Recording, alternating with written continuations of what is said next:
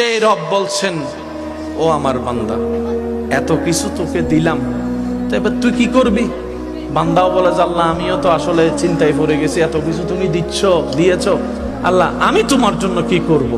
কিছু একটা বলো না, আমি যেন তোমার জন্য করি। রব বলছে আকিমুস সালাত, নামাজটা একটু পড়িস।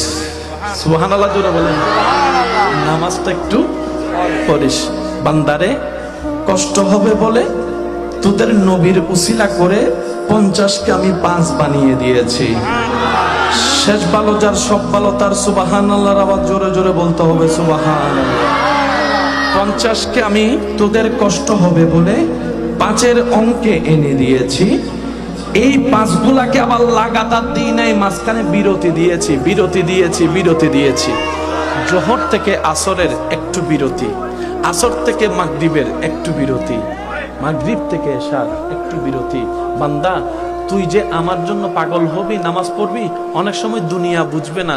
বউ পাগল হলে অনেক সময় স্বামীরা বুঝতে চাইবে না, স্বামী পাগল হলে অনেক সময় বউরা বুঝতে চাইবে না।